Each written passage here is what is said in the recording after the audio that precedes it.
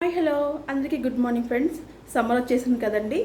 Summer special మా దగ్గర రేగప్పాలు friends. మీరు కూడా పెట్టుకునే ఉంటారు.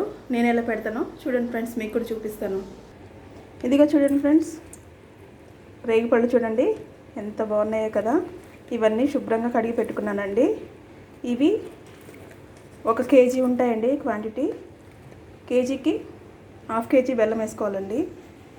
తర్వాత పండుమిర్చి వేసుకోవాలి, ఒక 10 అలా వేసుకోవచ్చు. నేనైతే పచ్చిమిర్చి వేసుకుంటున్నానండి, పండుమిర్చి లేదు ప్రస్తుతానికి నా దగ్గర.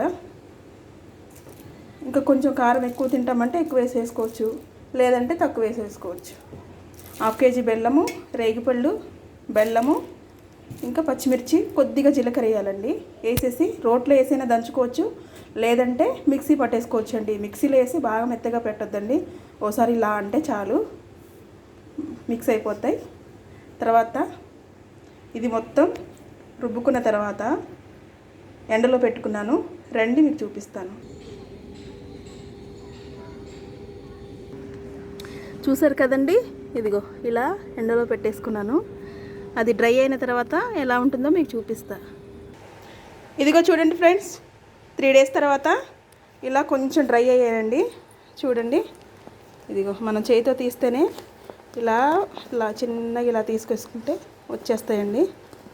ఇలా వచ్చేసిన వాటిని ప్లేట్లో పెట్టేసి ఇంకొక 2-3 డేస్ ఆరబెట్టేసేసుకుంటే అయిపోతుందండి. చూసారు కదా ఎలా డ్రై అయ్యాయో. ఫైనల్ అయితే రేగప్పాలు రెడీ.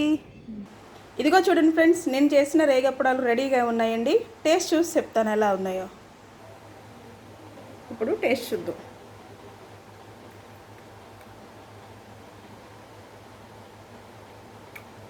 సూపర్ ఉన్నాయండి. తీయగా, కారం కొంచెం లైట్ కారంగా, పుల్లగా చాలా బాగున్నాయండి. ఓకేనా ఫ్రెండ్స్, నా వీడియోస్ కనుక మీకు నచ్చినట్టయితే నా ఛానల్ని సబ్స్క్రైబ్ చేయండి. బాయ్.